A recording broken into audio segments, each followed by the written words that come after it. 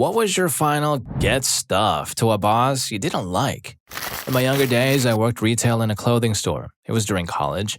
Obviously, it paid minimum wage, and at the time, that was less than $6 an hour? It was a basic job: stock the merchandise, train the shelves and racks, run the register. Pretty much the entire staff, including store managers, were around college age, and we did what we were assigned to do. The problem was Derek. Derek was the district manager, and he was exactly the kind of district manager you dread. He shows up and just starts tearing into everything and everyone. Our store managers are now being put through the ringer, which means it's passed on to us. He would yell at me because I didn't greet every single customer who walked in and didn't give the full spiel of "Welcome to store name. Today we're having a sale on cargo pants and button-up shirts. They're in the rear of the store. Please let me know if I can help you with anything."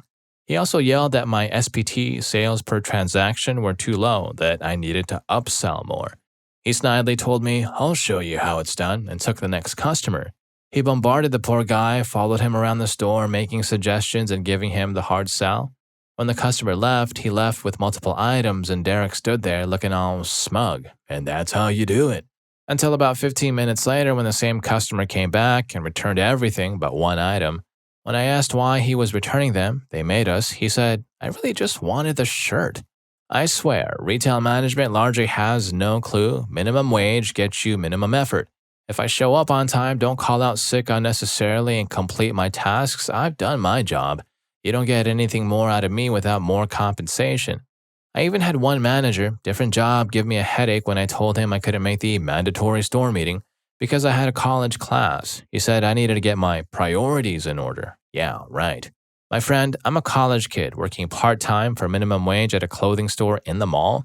My priorities are exactly where they should be in this situation. I'm choosing the college course I paid thousands of dollars for over the 2 hours of minimum wage to sit in the store and learn that we're selling hats now. Now that district manager is lucky he got that kind of customer, not a customer who's a schmuck. Story 2. It really is so strange to me how these managers will actually act like this to a high school or college student working part-time at minimum wage. I've worked in both scenarios, and it boggles my mind how these managers and above don't see it. I've worked for retail stores part-time, minimum wage, but the managers totally understand that. They understand I don't give a single thing about sales or mandatory meetings, so they treat me and all employees how we should be treated. In the end, the employees want to be there, want to make the sales, and don't rage quit. It's the same team for 2 years. The worst one was a job where I had already seen 2 people rage quit that week. I was only 3 weeks into the job. It was a fancy retail store. I had applied for its sister business, less fancy store, but they transferred me there. I should have known when they said we could only wear black and white, as the store is black and white. But each month they have a specialty color that they add to their designs. We were allowed to wear this color, but it had to come from the store. The store where the cheapest regular t-shirt was $120. No employee discount.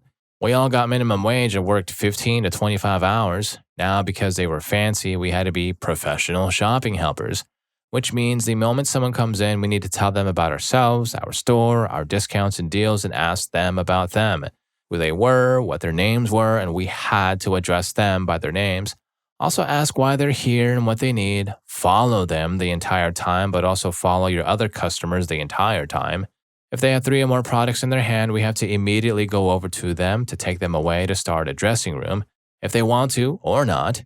If they do use the dressing room, we have to memorize what they have in there, then go out to the floor and grab 1 to 3 other items. So if they took a black skirt in, we would have to find 1 to 3 blouses or blazers that would match.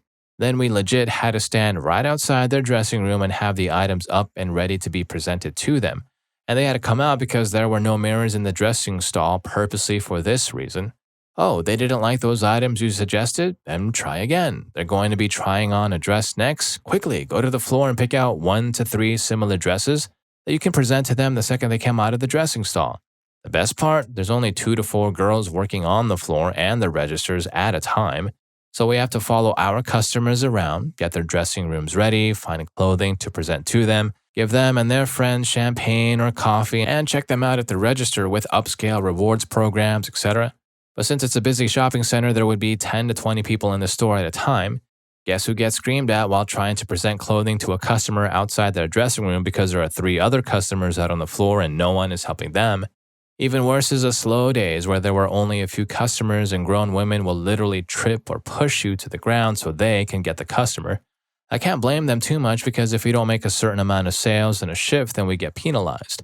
Despite very rarely making commission, how is a part-time seasonal employee making $7.50 an hour? I was getting harmed by a 30-year-old woman trying to poach my customer. I cannot tell you how sad it was and how good it felt to rage quit in the middle of a transaction at a register. Story 3. Sent them to the feds for Medicare fraud and they got fined $41.7 million. The issue was important to me because the physicians were actively charting their patients were at high risk for substance misuse, which was not the case. They test every patient every month. The standard for high risk is based on the ORT, which lists things like requested early prescriptions, taking too much meds, prior negative tests, likely selling on the street, etc. This company used stupid criteria, including, but not limited to, drinking caffeinated beverages, are a current or former smoker, to place a patient in the high-risk category. All I could think of was how this would impact patients if they were to apply for a job with the need for over-the-top security clearance, or the patient who got an offender bender and was on pain meds for a month and ended up in a nasty divorce where their medical records were subpoenaed. This kind of thing wrecks people's lives, and for what? Greed? Yeah, nah, not on board with that.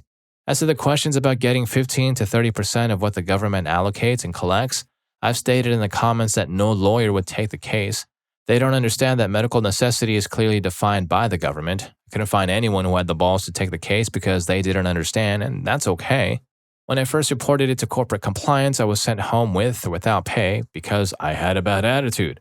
After I got home, the HR manager called me, so I reported her to compliance for attempting to make an hourly staff engage in company business while off the clock and reported her to USDOL wage and hour division. She eventually got fired and I got paid for the hours I was sent home. At that point, I didn't care. They angered me off, they were potentially ruining people's lives with the chart records, and I was being pestered by my employer. So I just started firing off chart notes from my desk. They eventually locked me out of the system, but by then I'd already found another job and knew I'd sent enough to bury them.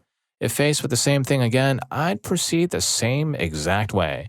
As much as I'd like to have received a cut, at the end of the day, I probably helped some patients avoid all kinds of disaster, and that's an awesome payout. Story 4. Applied for a full-time job at a daycare. Interview was on a Friday, and the director said she would text me over the weekend to tell my hours for next week. Yay, I got the job. Monday rolls around and no text or email from her, so I'm sitting in my PJs at home thinking I'm out of work. At 10 a.m., a random number calls me and she asks me to come in for 11. I let it slide thinking she lost track of time or whatever. By the end of the day, I asked for my schedule and she said she'll contact me tomorrow morning at 9 a.m. The next day is the same thing, except this time she calls at 11 a.m. asking me to come in for 11:15. I waited 2 hours for her call. Now I have no car and live 15 minutes away. On top of this, the shifts were only 4-ish hours long, so the job isn't even full-time. I tell her I need a schedule by the end of the day. Didn't get one. The next day, she calls at a random time, but too late. I'm busy at an interview for a different job. I tell her I'll stop in to get my check by the end of the week because she can't respect my time and lied on the ad about being full-time. Also, I am not getting paid to be on a call. Story 5. I had a boss when I worked in retail who was going through a divorce and losing his mind. I was hired to be a manager, but on the day when I started work, he informed me that I would not be a manager until I'd completed a probationary period, which I never completed. There was always some issue or some excuse, and meanwhile, he was scheduling me illegally to work alone for long periods of time with no breaks. And when he was in the store, he was often locked in the storeroom, obviously crying. I was also earning $5 per hour less than I agreed to, yet the other employees referred to me as the assistant manager, and I handled managerial duties relative to them. It was a sad situation, but obviously a bad employment situation. So I started asking when I was going to be promoted and why I was being scheduled illegally, and so on. And one evening, I got a call from the mall where the store was located. The mall had an agreement with the store to be open certain hours, and the store wasn't open at that very moment. Apparently, I was listed as its manager on their paperwork and responsible for that. My manager's phone numbers did not work, so we continued like that for a few more weeks. Then I misplaced my key at home one day, and my manager seemed cool, but I had to sign an acknowledgement that I had shown up without my keys. A week or so after that, I was ranting about the situation with another employee, and she stopped me and told me that my manager was going to fire me the next day for losing my keys, which was one of those days when he'd scheduled me to work all day by myself illegally. He was going to leave me to finish that shift and then sack me. On a Saturday, no less, so it was going to be a hard shift on top of being an illegal one. So Saturday morning came, I came in like usual, but instead of opening, I cleaned out my locker and set up the computers like normal and then threw my key into the store through the roll-down overhead grate and went home, knowing that the mail wouldn't have any way to reach anyone when the store didn't open. I then went to a very boozy lunch at a Mexican restaurant with my best girls. I put my cell phone in the middle of the table, and every time the phone rang with a call from the mail, we'd take a shot. Several weeks later, I got a call from the area manager who wanted to know why I'd left and would I consider coming back since they had sacked my manager due to his malfeasance, which has left the store with no assistant manager and a bunch of fines for failing to open on one of the highest traffic days of the week. I declined. I already had another, better job by then. Story 6. I'm a commercial construction superintendent. I couldn't get the support needed from our PMs and had been thrown under the bus for several deficiencies that I had pointed out early in the project, all of which were ignored. My 30 years of experience meant nothing against their 3 to 5 years in the industry. I was tasked with developing a safety program that was never enforced or followed as well. 3 sites were nailed by OSHA. I got the blame for that as well. One evening, on a whim, I restored my laptop, tablet, and phone to factory settings. The next morning, I removed all of my belongings from the side trailer. I then locked it up, sent them a goodbye and I hate you very much message, and tossed the keys into a retention pond. I got a call 4 hours later from the company I now work for, and 8 days later, I had moved to a new state for twice the salary and a lot less stress. Looks like the factory reset was more than just a software update, it was a career upgrade. Story 7. I worked in a tattoo studio reception when I was about 21. The owner was an absolute schmuck, but we all put up with it because there were not many opportunities in our area to work in this field. He would often try to shortchange people, paying in cash and just randomly coming up with tax deductions from it. UK, so pay applies. What he didn't know is that I had worked in payroll for 3 years before working in pay, so I knew he was lying. I had access to petty cash, so I ordered some wage packets and a stamp with the company name and logo. Every week, I would write down the figures that he paid us and his quote-unquote tax amounts, stamp it with a company stamp, and take it home. One day, after planning it all out, I stood up to him when he was shouting at everyone, knowing I would be fired on the spot. Before he had the chance, I told him that he could stick to his job. Man, it felt great. On my way out, I told him that I would be back in 1 week for my P45. His partner tried to tell me, saying I didn't need a P45 because I didn't pay enough tax. It was then that I smiled sweetly and pointed out that I had in fact worked in payroll, that she needed to provide a P45, or I would report them to the tax office. The look on her face was priceless. In the end, I took all of my pay slips along with the letter I had prepared on company-headed paper which confirmed my employment dates, took them to the tax office and innocently queried the tax amounts because I thought they might have been incorrect. In the end, with an investigation and my help, they took him for a lot of money. He lost his business and his house, and he ended up living in a caravan. Story 8. Was working as an expat oil company senior staff geologist and de facto exploration manager, but without the increase in pay nor authority, just increased stress levels in the Middle East for a Southern European construction company's oil and gas concerns. The general manager was a complete schmuck, full of himself because he worked for one major oil company his whole benign career as an engineer, so obviously he knew everything about geology, geophysics, petrophysics, etc. He didn't and doesn't. His quote-unquote management style, if one could regard his screaming and infantile fuming as a style, could be described variously as inept micromanagement or management by objection.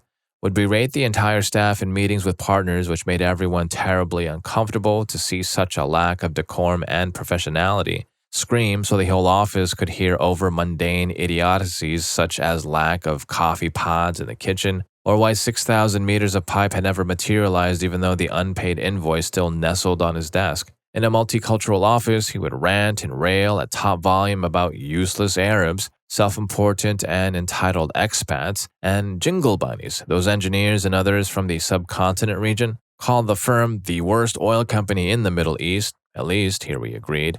He got in my goodie locker one day after a well was drilled but yet to be tested or completed, based on my prospect and recommendation, and looked somewhat dismal on the logs.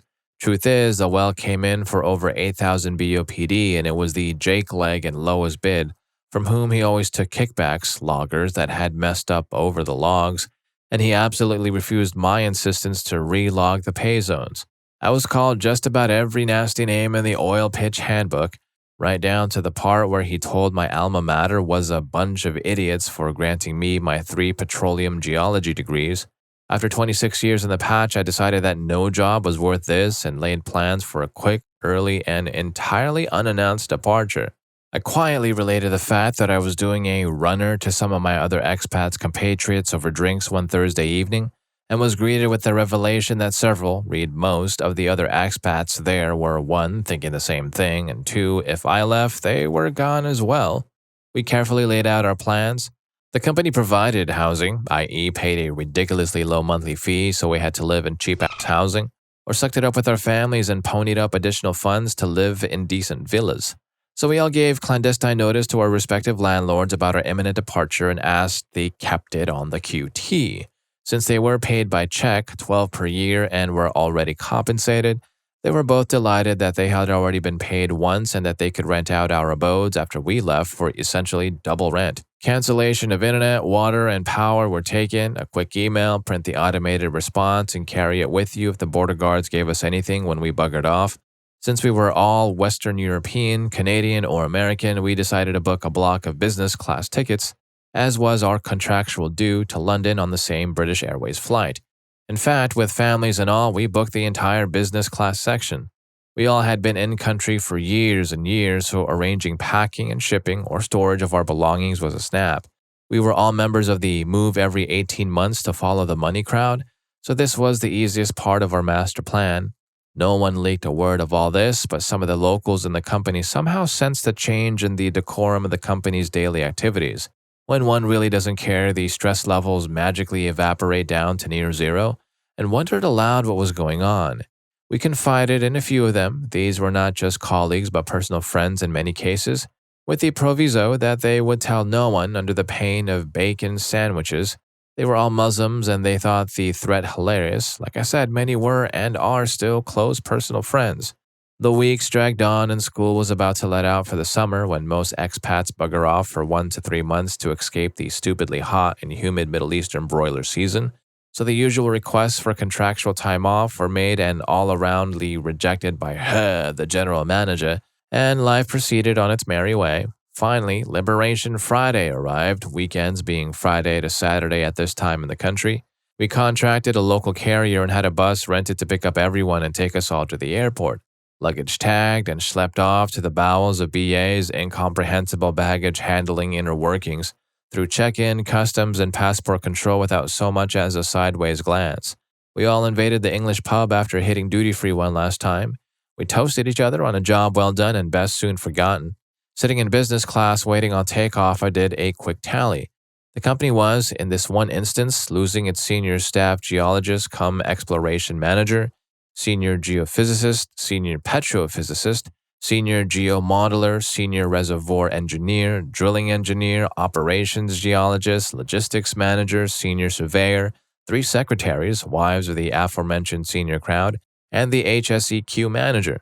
A small company, total 50 or so total employees, could withstand the loss of 2 or maybe even 3 of their senior level employees, but not this mass emigration. My good friends whom we left behind regaled us for months regarding the situation in the office come Sunday. Once the realization of what had happened, the GM went completely off the rails. The first glimmer of recognition of the severity of the rotund ballet of jeers about to descend upon him, or when all calls to various abodes were answered with, "That number is no longer in service, please check blah blah blah blah blah."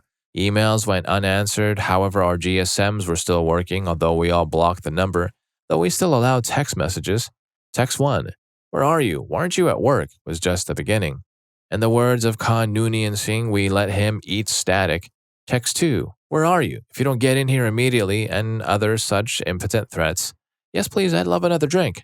Rising panic ensued. Text 3, "This isn't funny. Come in and we'll act like this never happened." We all sat on the plane, anticipating touchdown. By the time we hit London, it was 0700 local time, but 1100 back their time. Her GM called an emergency meeting of the remnants of his staff, all locals, and demanded to know what they knew about this huge display of insubordination. "Don't know, never heard a word. Why? What happened? And where is everybody?" were the responses. Herr blows a gasket and immediately sacks everyone left in the office. Unfortunately, all that were left were a couple of T-boys who were always in demand and a bunch of locals. Due to the country's Ideation plan, it would be easier to fly a loaded 747 through the hole of a bagel than it would be to depose of a local indigenous worker. Long story short, he couldn't and was instantly reported to the proper ministry in charge of such matters, as one of the secretaries was kin to the Minister of Employment Affairs. It's all wasta nepotism in this part of the world. Final damages, loss of 10-plus senior employees. Fines of over 5,000 riyals a day due to improper business practices, firing locals. Loss of 2 drilling rigs due to lack of personnel and inability to provide work as per contracts. And cessation of drilling of 2 active wells into the hole, so to speak, about US $3.5 million each, and 10 or 12 field development wells, so long cash flow. Loss of a 3D seismic contract worth approximately $3 million. Adios exploration program. Loss of A rating, meaning you take a backseat to all who try and tender rigs, seismic crews, etc. Good luck sourcing oil country tubular goods, logging or completion services, and pretty much all field-related activities. Loss of face with several ministries, no small item here, huge importance is placed on competence and perceived amiability. Au revoir, field development plan acceptance or seismic contract approval. Loss of 6 locals to the National Oil Company. Figured if expats deserted this amalgamation of idiocy masquerading as an oil company, they should bail as well. Ultimate temporary closure of the office, cessation of all field activities, payments of 150 to 200% on defaulted loans and contracts, and loss of several lucrative pipeline right-of-ways and transfer contracts. They had to continue to pay the still employed locals, basically sending them a check for sitting at home playing Xbox, and loss of 25% of their acreage due to non-fulfillment of contracts with the government. Last I heard, GM is thrashing around South Texas trying to sell some sort of jumped-up and shady oil deals with companies who have seen their own projects quashed by plummeting oil prices. Funny thing is, he keeps running into people now on the other side of the desk who both know him and, in 1 or 2 cases, actually worked for him. One receives a special gold-plated Schadenfreude when you lean ever so slightly forward and tell him to "don't let the door hit you on the way out, you might suffer brain damage." And if you're enjoying the video and connecting with any one of these stories so far, please don't forget to hit that subscribe and like button for more videos just like this. Story 9. I forgot my name tag on my 2nd or 3rd day at work at a supermarket. The manager, Damien, asks me where the name tag was, and I was honest, I forgot it. He says to me, "How about I forget to pay you?" I wanted to tell him off, but needed the job. It was casual hours, but they started giving me more and more when they saw how efficient I was. I had a few run-ins with the guy over a couple of months. He was one of those short guys that had a complex about it, drove a powerful car, belittled people, and was just a piece of garbage. Eventually, I found full-time work, so one day I walked in, resigned on the spot, and walked out, but it was a weekend and he wasn't there. It was right before Christmas. For some reason that night, I got a call from the store asking me to come in to cover a shift the next morning, and I mentioned I had quit. They had no one else to do it and said, "Why not one last shift?" I said no and hung up. About 5 minutes later, I got a call from Damien asking me to do the coverage. I repeated to him that I had quit, and he repeated that he needed the coverage and he'd see me in the morning. I said, "Get stuffed," and hung up. He called me back and said that I can't say that and HR will be having a word with me, so I said, "Get off, shorty," and blocked his number. Thankfully, the new job worked out and I never needed that Damien idiot for a reference. Story 10.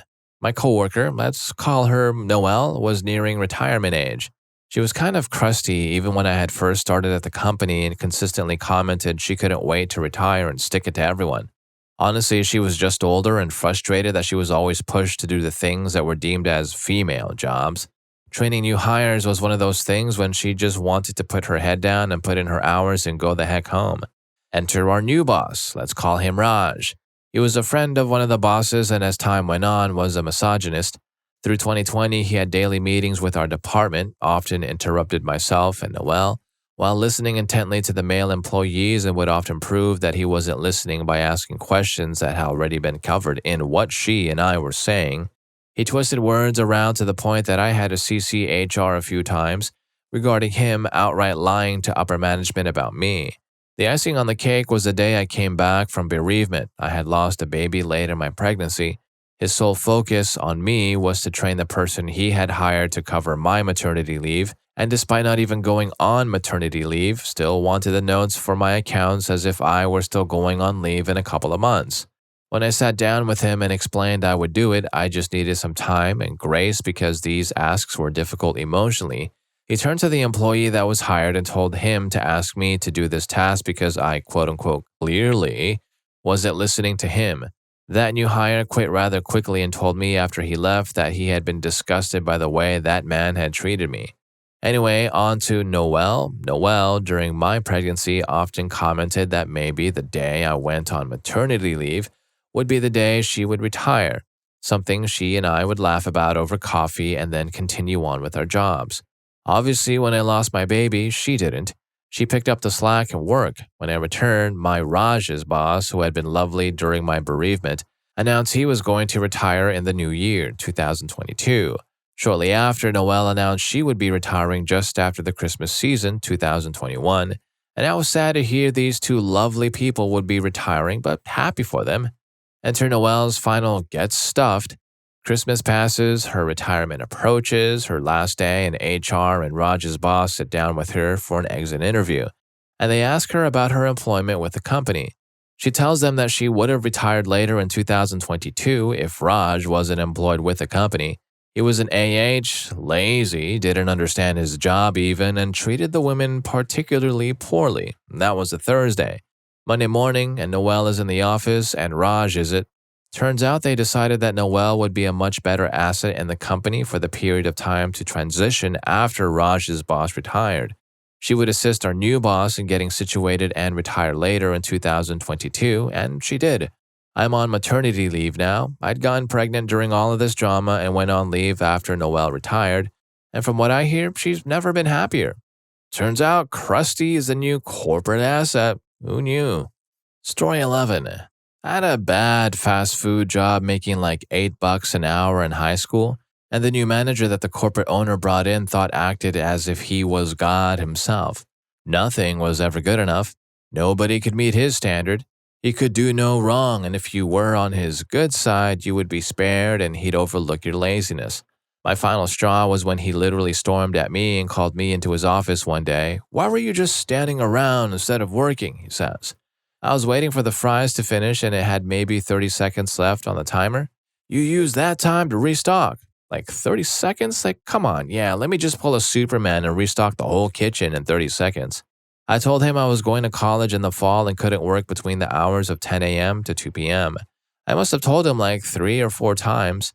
The next week's schedule came out, Monday through Friday, 9 to 5. I was like, I especially told you I'd be unavailable during those hours. He gorilla ripped the schedule off the wall and reposted the new one. I went from having a full schedule to 6 to 10 a.m. on Sunday. When the day finally came, I never showed up. I got a call from him at 4 p.m. acting almighty.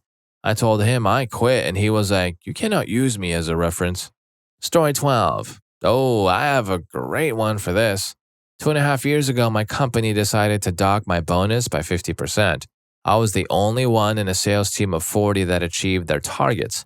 Didn't say a word to anyone, just filled out an exit form on the HRM software and mentioned the reason, as company stole my money while the CEO bought a brand new car. My manager calls me being the schmuck that he thought he was, and I told him very calmly, "Sheree, you're just their guard dog. I don't talk to dogs." The CEO calls me, small firm, just 50-odd people, and starts to tell me how his personal life has nothing to do with my docked bonus. I then told him he can go ride that car into a canyon for all I care. An hour later, he called me from another number since I wasn't picking up his calls. On the other end was a coworker in a conference telling me how great the CEO was, how he gave him an advance on his payment when he needed it. This was followed by 2 minutes of me and my girlfriend laughing loudly on the call and talking about how this was so pathetic. As if I'm a girl who has broken up with him and he calls his friend to tell me how he's the best guy ever. It finally ended with the CEO speaking up and revealing that he was also on the call and could hear us, and my last words were, "Oh, that's great. I was worried you wouldn't realize what a witch you were being." And I never dealt with them again, started my own business and making my monthly salary in about a week. Story 13. I got a job with a company in another state and relocated there with the missus. The phone interview went pretty well, and the operations manager told me that there would be regular reviews and pay raises. When I forced the first review and asked about the pay raise, the owner of the company looked at me and said, "What more value will you offer us to justify it?" That was only 2 weeks after I had done 136 hours in 6 days and damn near ended myself to get a number of different projects together. This was in the first year. I worked there for 4 years and made some great friends, but every single time the topic of pay came up, the owner kept saying he couldn't afford it. Now, the regional city we were in was famous for its drinking culture, and the boss actually paid for a decent Christmas party, so intoxicated shenanigans were the norm, and every year they had a secret Santa. For those who don't know what this is, everyone draws the name of someone in the company out of a hat and has to anonymously give them a small gift. The last Xmas party that I attended was coming up.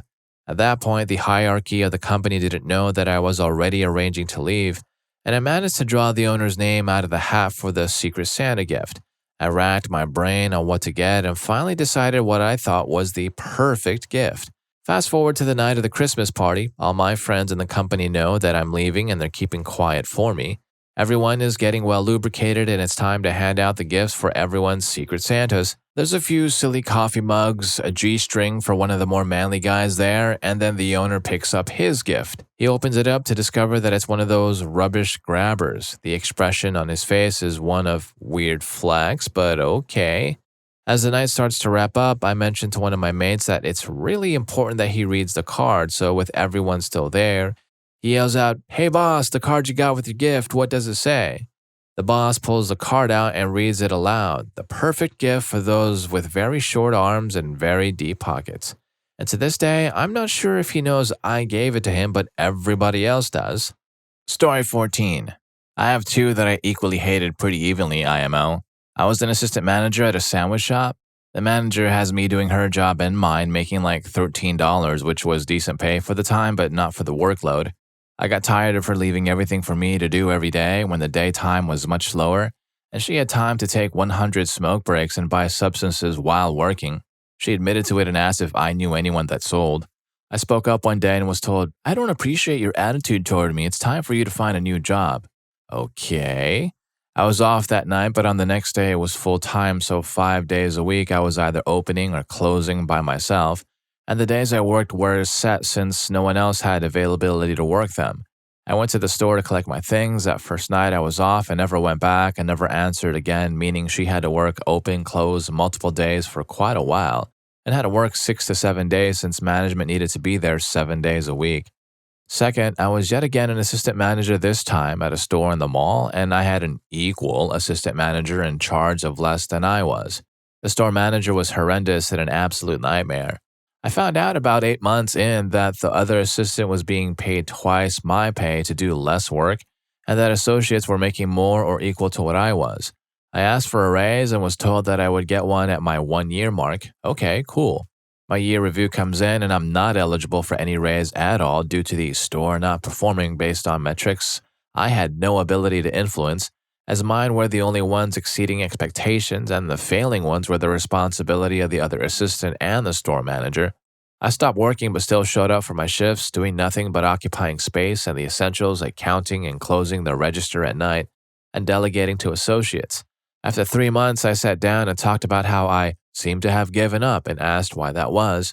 My response was that I was being paid less than everyone, so I was doing less. The manager couldn't face telling her boss this, so she made something up and the boss offered me a part-time position back at another store for what I was already being paid. I said yes, worked until I found a new job, then sent all of the evidence of the manager's incompetence and poor treatment of employees. I recorded screaming matches she had to the highest manager I could contact. The manager at the store was fired before my 2 weeks at the new store were up. Her boss was put on probation and made to offer me the manager's job, which I simply replied, "Too little, too late." I never spoke to them again. Story 15. Once upon a time, I was working in nonprofit legal services. I wasn't making a lot of money, but I was happy with where I was professionally at the time. Then in walks a new director in another department I was interested in working in. This was an event program heavy organization, so I reached out to her and asked if there was anything I could do to help her department, because the previous support staff, a manager, and a coordinator left right before she started and she was rebuilding the department alone. Long story short, she poaches me to interview for her department, offers me a job, I accept, and for the first day, we just do not work well together. She did not like me, I didn't like her. It didn't last very long, but she started making moves to fire me, having meetings about my performance, but was never able to articulate any area I was underperforming in. She did say something about me leaving at 5, but this was a 9 to 5 job. So finally, she said she's having a meeting with me and reporting to HR afterwards. I scheduled another job interview instead, called out, got the new job, and gave notice to this psycho. She said I wasn't allowed to work my 2 weeks, had my computer and building access turned off, and sent me on my way. Cut to 4 months later, my former manager in the department I was originally in at this organization hits me up and asks if I want to come back to the job I left for this psycho. I jumped at the chance because this was my actual career field, and the job I got in the interim was just to make rent. So I got to go back, and my ex-psycho boss was mad and said I wasn't allowed to attend any of her events and programs. Bad chance, lady, like I'd ever try. It's been years at this point, and she's still miserable and now unemployed because she's a terrible person to work with. Story 16. I used to work at a fast food restaurant with a good general manager and a good crew, but the corporate decided we weren't making enough money despite having a bad location and bad upper management. So they moved out my manager and demoted them and moved in the only person who has ever earned the nickname Thunder Witch. This witch was a real piece of work. The day she started, 3/4 of the crew quit, and when the remaining crew or the new hires began falling behind or giving her any trouble, she would take them into the office and literally scream at them. She had installed a speaker above the office door that blared the same music she had chosen for the lobby so loud we couldn't hear what she was saying in the office. And that witch hated me. For some reason, I got under her skin faster than anyone else, probably because I did my job and took no care. And the took no care part is what angered her off because she felt like she could just tell anyone what to do at any time, any kind of way, and that didn't go well with me. But she decided one day to demote me from shift manager and revoke my access without telling me or warning me. So that night I quit and grabbed the speaker above her office door and ripped it off the wall, wires and all, and left it on her desk. Story 17. I got snubbed for a raise one year because the big boss didn't think I smiled enough. It's just the way my face looks, I swear. And since I was a trainer for our office, I had to look approachable. I get that. And I was extremely approachable and didn't mind helping anyone. But I do kind of have a perma-frown, unenthusiastic face. Jay, the boss, well, maybe try smiling when you're sitting at your desk working. Because I'm in the zone, working, and literally no one else seems to be bothered by my face. I knew the same would be said to me the next eval period no matter how quality and high the quantity. Jay just couldn't stand to see me not smiling when she walked by. Next eval was a repeat from the previous years with a small exception. At the end of the eval, her, do you have any questions? Me, where can I get some boxes? Her, boxes? Me, with my normal, unsmiling face, yeah, I just need some boxes to pack my desk. Where can I get some boxes? Took all my training materials with me, wiped the procedures I wrote from our shared drive, and never looked back. I went back to college 2 months later as a non-traditional student, had just been accepted into art school, and had lined up side work to supplement income with savings. I finished my degree a year and a half later. My face just looks like what it does. I don't want to force smiles more than I already have to. Story 18. Honestly, I just undid all of his work. I was a lowly help desk tech and reported to the server admin. Previously, we had been under the same manager, but in a bid for more money, he'd threatened to quit unless he got a promotion, so they'd given him managerial powers over me and another coworker. The arrangement was he managed our work, but final hiring and firing was in the hands of our former manager. Having him for a manager was fine for a while as I was trying to develop my own skills to grow into a new role. Then he started getting really controlling and unbelievable. I lost access to looking at any system above just a basic computer. Then he screwed over a department by ignoring a request for months, and I just took care of it. It was part of my normal work. He just sat on the ticket. And then he blew up, full-on screaming in my face while blocking my exit from my cubicle. When another guy told him he needed to cool it, he just flipped as I was being a problem. Next morning, I was in HR with him and my previous boss, defending myself as I tried to explain his behavior. But he called for me to be fired because I did such a terrible job, and my old boss said I would just be on probation. My terrible job included being employee of the previous quarter for the company in a role that never was considered for it. Hospital IT, typically the EOQ was a nurse. So I was put on probation and required to daily detail every single thing I planned to do that day and review every single thing I actually did that day to the guy who wanted me fired and screamed in my face. Around the same time, our department was being evaluated for issues on multiple projects, so they brought in a consultant to see what was wrong. Consultant identified that leadership, aka the previous boss, let a few team resources, such as the server admin, be combative and derail projects. She was let go. Then the consultant discovered I was on probation and sent a complaint to HR, as their findings were that me and the coworker who had stepped in were the only team members the rest of the company thought were actually helpful. Off probation. My manager saw the writing on the wall and found a new job. On his way out, he sang my praises, saying how he thought I should get the job now that he was leaving despite months before saying I was worthless. I applied, did not get the job, but was offered a new job that was the technical part of his job without the management part.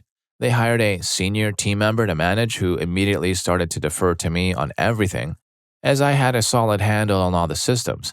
I then basically dismantled everything my old boss had done because I'm pretty sure he stopped letting me touch things when he realized I noticed the job he'd done. Stuff like using public IP ranges for internal systems, including our main medical system, leaving wide open holes in our firewalls, plain text password files and directories that were easily accessible. So what did I do as a revenge on an old boss I hated? I ripped apart his entire setup and did a far better job than he could have possibly done. And if any of these stories got to you, here's more for you. YouTube thinks you're going to love this. I'll catch you in that video, and thanks for hanging with me on this one.